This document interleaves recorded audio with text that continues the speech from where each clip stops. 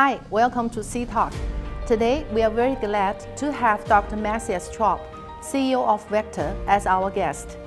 Founded in 1988, Vector is headquartered in Stuttgart, the center of the German automotive industry, and employs more than 4,500 people in 33 cities worldwide. For the past 37 years, Vector has dedicated itself to being a capable partner in the development of automotive electronics, supporting manufacturers and suppliers of the automotive industry and related, with a professional platform of tools, software components, and services for developing embedded systems. Today, we will have an in-depth discussion with Dr. Matthias Traub on the latest development trends and challenges in the automotive industry, Vector's solutions, China market strategy, and future visions. Stay tuned.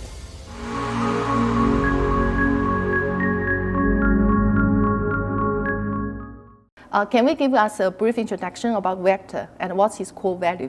So was founded in 1988 and grew up very fast over the last 35 years. So now we have around about 4,500 employees, and the core focus of Vector is on automotive embedded software platform development solutions. To do that, so our core values are, on one hand, tools and products for the development itself. On the other hand, we are offering the software platform itself for a robust design, what we call nowadays software-defined vehicles. Wow. And we also see the automotive industry now is undergoing great changes. What kind of the key trends do you see shaping the future of the industry? Yeah, so for me the key trends which are announced in mid of 2014 are still valid. So it's the autonomous driving, the personalization. So yeah, the customer want to have the same experience, let me say, like with his smartphone. Then the electrification for sure. So when I back my last days here in China, you see it everywhere. And yeah, this trend is already good realized. Let me say it like this. And then the last trend, the connectivity, so that you have always a good connection to the cloud.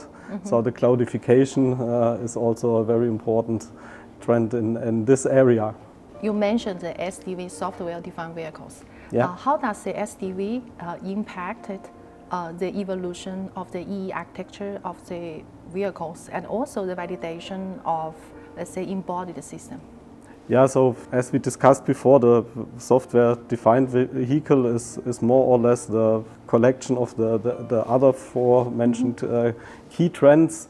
And I talked already about the zonal-oriented architecture and the necessity to have a software platform. And for me, it's important that we have a modular and scalable software platform.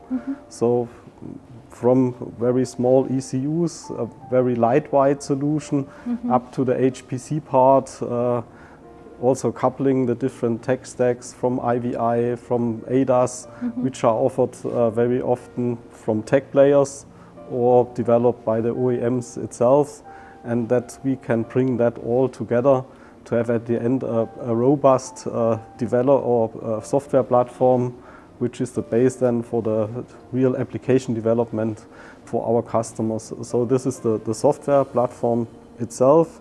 And to do that, you need a robust and sustainable and seamless software development process, which contains of different tools, from the architecture design to the dedicated build process of your software stacks, to a full test with the steps of software integration loop, hardware integration loop, and then software test.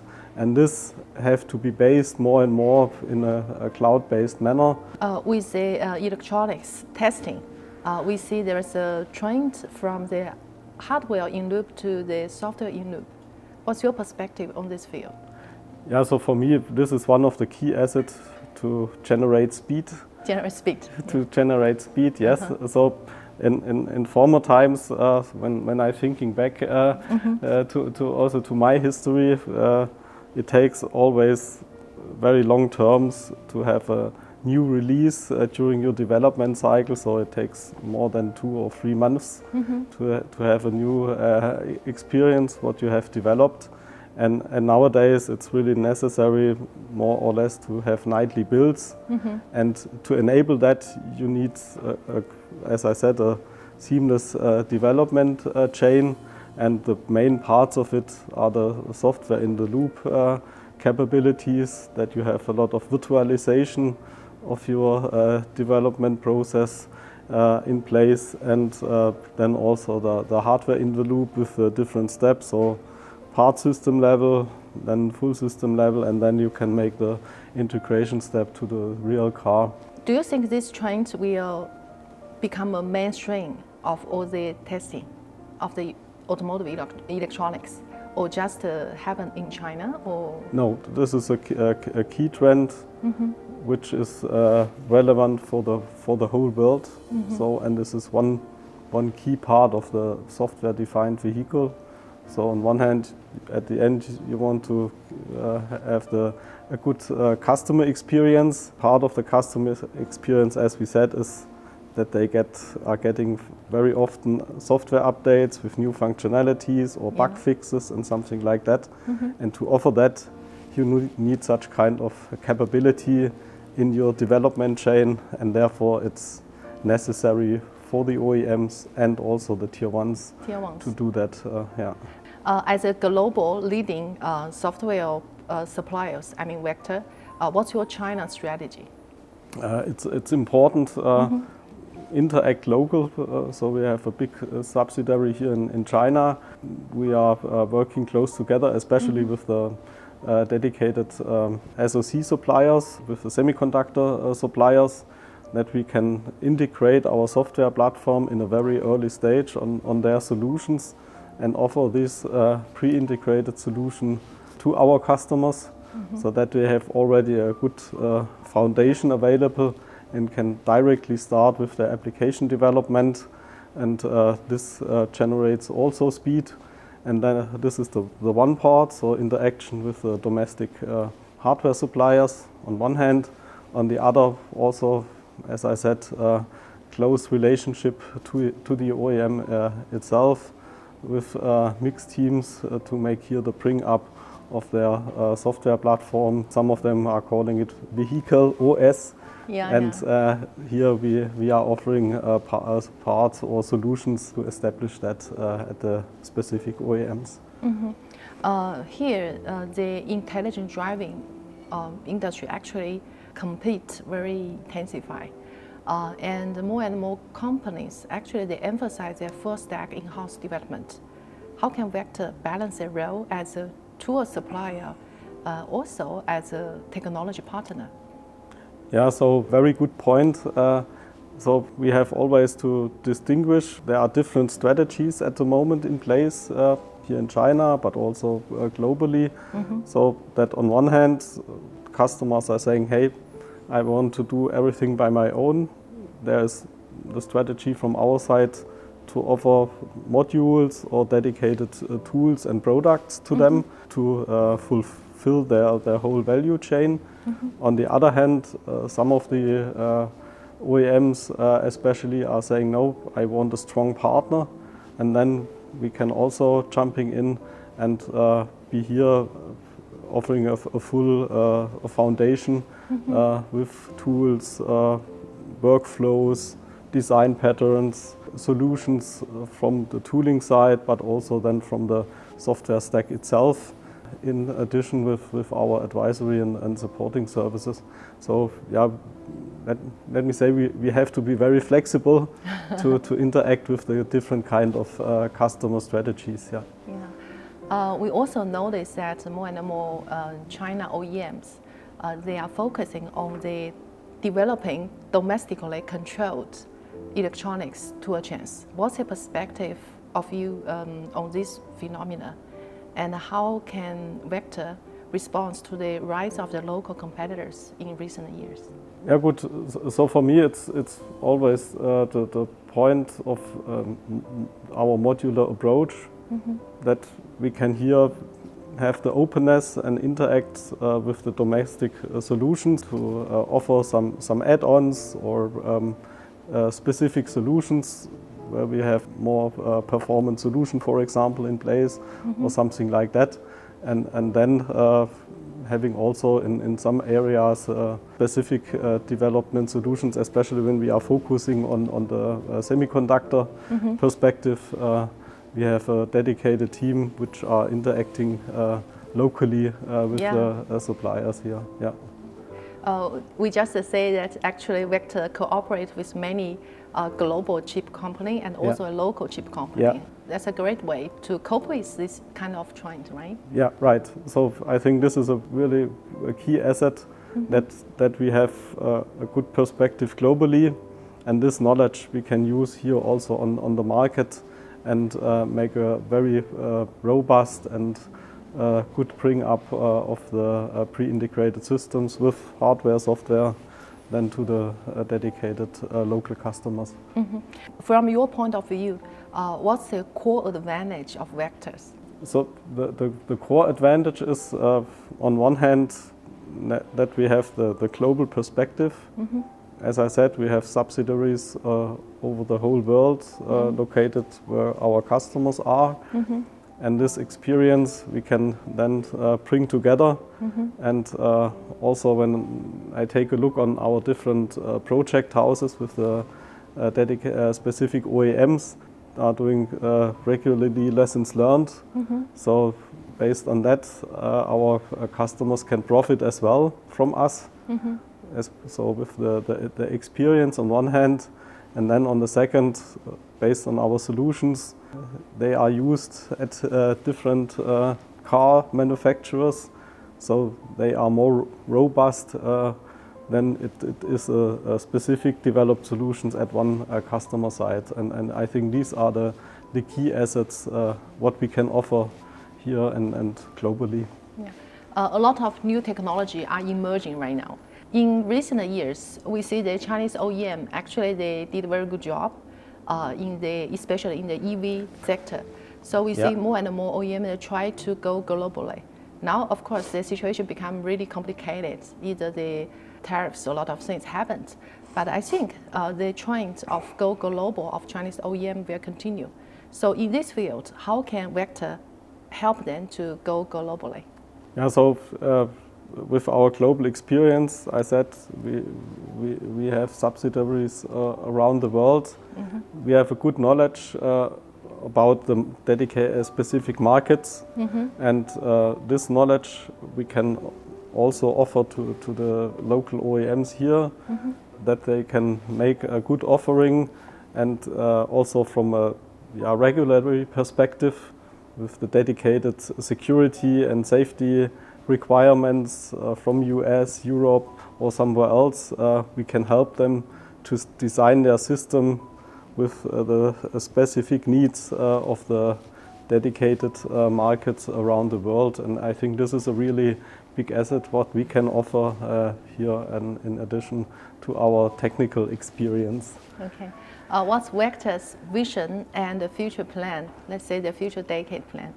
Yeah, so our vision is to be the #1 SDV ecosystem provider for the automotive world and also beyond. And as we discussed already, the different areas we have to push our technologies, our solutions on one hand with AI capabilities, with to enable faster development cycles on one hand, but on the other hand, also to take a look or to take care of the different stages of our customers, how we can interact in the best way together, that they can have on one hand, when we take a look on Europe and US, to do the migration steps toward SDV, and here on the Chinese market to have a robust and good software development, especially for safety and security critical systems. Since you are in China, in Shanghai, anything you want to say to your customer in China? thank you for the great discussions in the last couple of days. That was really amazing to see. Especially, I had one meeting with one of our customers, with a very ambitious roadmap, and this is always for me a good push to rethink also our strategy, what we have to do in the next steps from a technological perspective, but also how we can be more efficient in our development internally.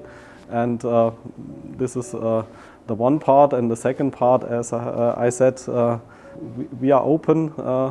We can support you in the best way with our global knowledge of the automotive industry and with very sophisticated solutions in sense of bringing the software-defined vehicle to life. All the questions. Thank you. Thank you. It was a pleasure. Great. Okay. So Vector is the provider for software platform in the automotive world. So our mission is to be the #1 ecosystem provider for software-defined vehicles. And so we are collaborating in a very strong manner with hardware suppliers, because from my former times, I worked more than 20 years at different OEMs, right? It was always a challenge to bring the hardware suppliers with the software suppliers together. And so our goal is now to offer pre-integrated systems. And so on one hand with the international players, we are working together, but especially also when we are looking on the Chinese market, with the domestic players, so that we have here a good offering for the local OEMs especially. To that, for me it's always important to have not only different modules in place, so that our teams are doing always pre-integrated systems. For sure we are not OEM with a full car, but here you can see the dedicated EE architecture, which is more or less common currently in the automotive industry. So a zonal-based approach with a high-performance computing platform in the middle, where it's running our high-performance software stack.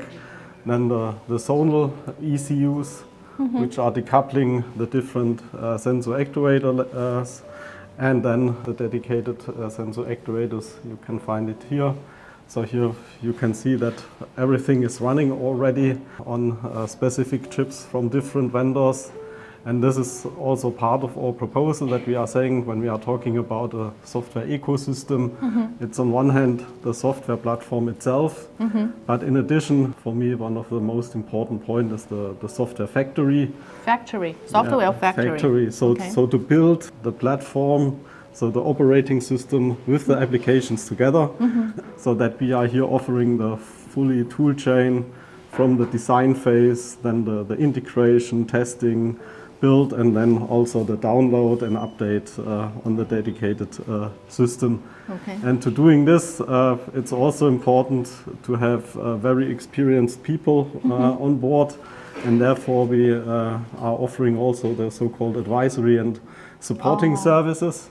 Colleagues of my team are going directly to the OEMs, to the tiers, working in hybrid teams together, make the bring up. So for example, with some of the OEMs we have strong partnerships in so-called SDV project houses, where we have mixed teams on stage to make the bring up and the pre-integration, and this is a really successful story. And here you can see our software platform.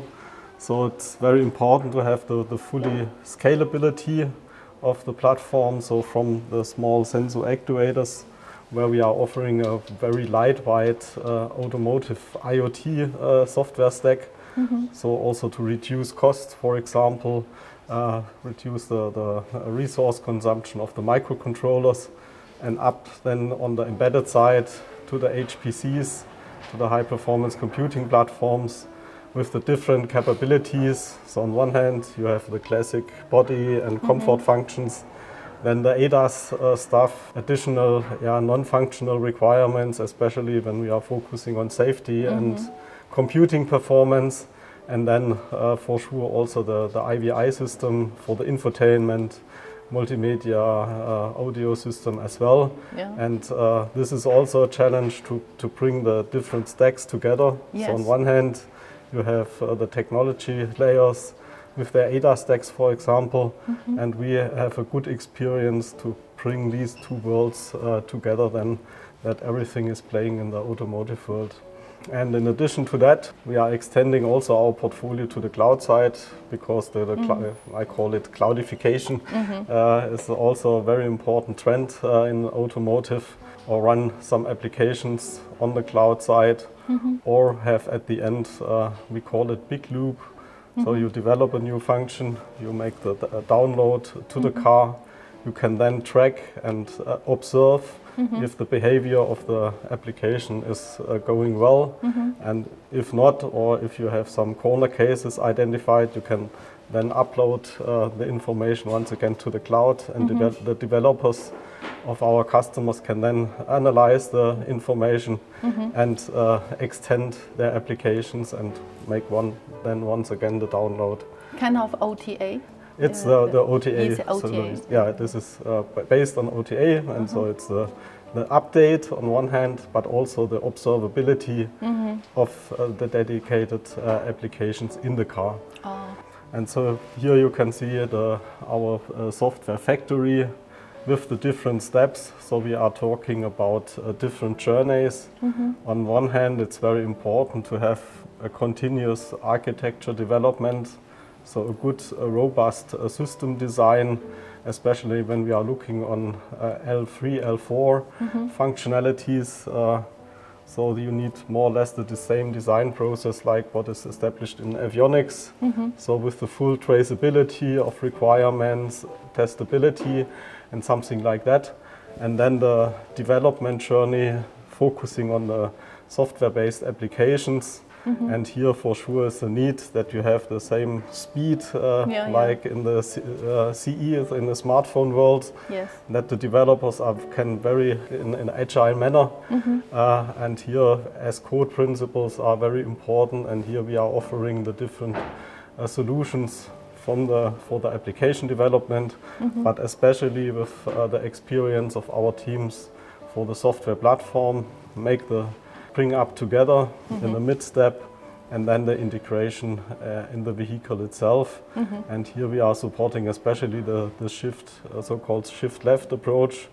So no longer the big bang of integration with all the stuff in the vehicle, more or less more in the virtual world for pre-integration, pre-testing and something like that.